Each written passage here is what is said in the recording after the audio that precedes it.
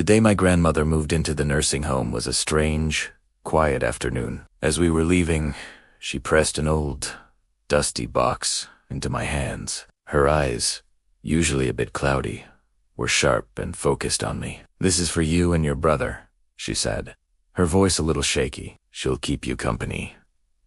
I wasn't sure what she meant, but I thanked her and took the box. Later that evening, my little brother Max and I opened it together. Inside, nestled in some yellowed, crinkly tissue paper, was a porcelain doll. She was old, you could tell. Her blue dress was faded, and her painted lips were stuck in this permanent, secret little smile. Her brown curls were a tangled mess, and one of her glass eyes seemed to gleam just a little bit brighter than the other, like it was catching a light that wasn't there. Honestly, I thought she was creepy. There was just something unsettling about her.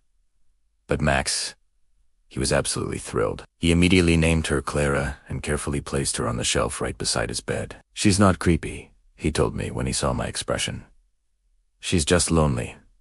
I didn't argue. If it made him happy, fine, but I couldn't shake the feeling that Clara was watching us. Our house is old, so at night, you get used to the strange symphony of creaks from the floorboards and groans from the pipes.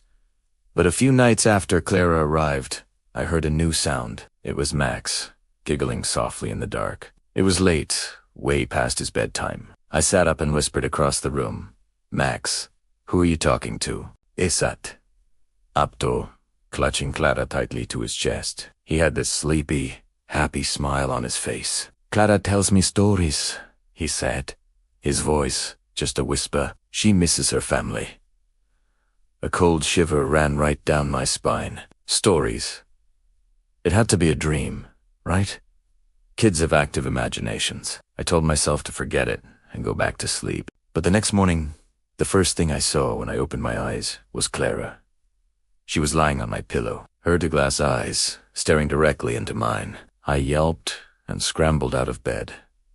How did she get there? I snatched her up. Her porcelain felt cold and heavy and marched over to Max's side of the room, shoving her back onto his shelf with a bit more force than necessary. I told him not to put his weird doll in my bed again. He just looked confused, saying he hadn't touched her.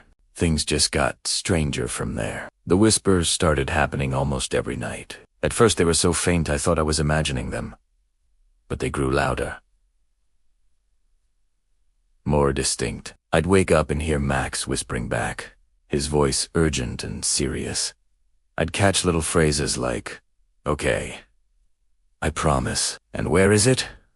I'll help you find it." His behavior during the day changed, too. He became secretive and distracted. I'd find him sneaking out of bed after we were supposed to be asleep, rummaging through old drawers and closets. He kept muttering to himself about a lost necklace. Our mom would get frustrated, scolding him for making a mess. But Max wouldn't explain himself. He'd just glance nervously over at Clara, who was always perched on her shelf, watching everything. I was getting seriously worried. This wasn't just a kid's game anymore. So, during our next phone call with Grandma, I decided to tell her what was happening. I told her about Max talking to the doll, about the whispers, and about his search for a lost necklace. There was a long, heavy silence on the other end of the line. For a moment, I thought the call had dropped. Finally, her voice came through, low and serious. "Don't let her out at night," she warned. "And whatever you do, don't listen to her stories." Her tone terrified me more than anything else had. Before I could ask what she meant, she changed the subject. The warning, however, hung in the air long after we said goodbye. That night, I knew I had to stay awake. That night, the whole house felt different. Colder. I lay in my bed, wide awake, listening to every single sound. For hours, there was nothing but the usual house noises. I was just starting to drift off when I heard it. A whisper. But this time it wasn't just Max. There were two voices. One was my brother's, soft and pleading. The other was high-pitched, thin and breathy, like the wind rustling through dead leaves.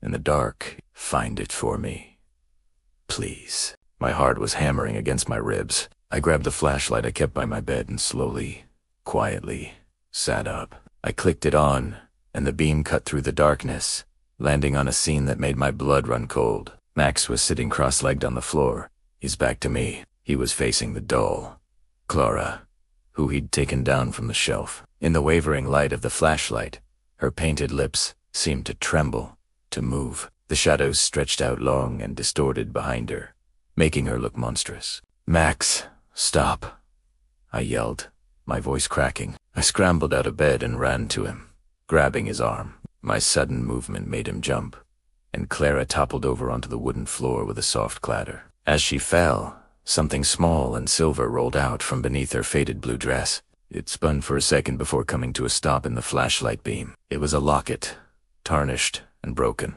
Max stared at the locket, his eyes wide. Then he looked up at me, as if he was waking from a long, confusing dream. He seemed dazed. She said she can go home now," he whispered, his voice trembling.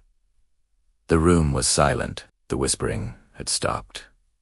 The next morning, as soon as the sun was up, I found the original box. The doll came in. I carefully placed Clara back inside, along with the broken locket. I didn't want to look at her, didn't want to touch her. But I knew I had to. I sealed the box with tape, carried it up the rickety ladder to her attic, and buried it deep under a pile of old blankets and forgotten junk, as far back in the corner as I could get it. It was like a switch had been flipped. Max stopped talking to shadows. He started playing outside again. The nights in our room became quiet once more, filled only with the familiar creaks of the house and the sound of my brother's steady breathing. The whispers were gone. About a week later, Grandma called. I think she knew. "Clara was your great-aunt's doll," she told me, her voice soft and full of an old sadness. "Your great-aunt, my sister. She died very young, in T's house. She was always searching for her mother's necklace, a locket she'd lost. She was convinced she couldn't rest without it." There was a pause. I hoped that once it was found, she'd finally be at peace. Now, the house is quiet. Max sleeps soundly through the night, and so do I.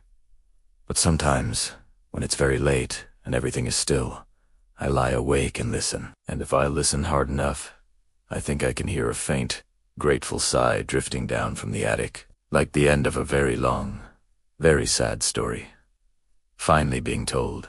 Thanks for sticking around for this one. It's a story that's very close to my heart, and maybe a little too close for comfort sometimes. If you enjoy spooky tales like this, make sure to hit that subscribe button and ring the bell so you don't miss what's coming next. See you in the next video.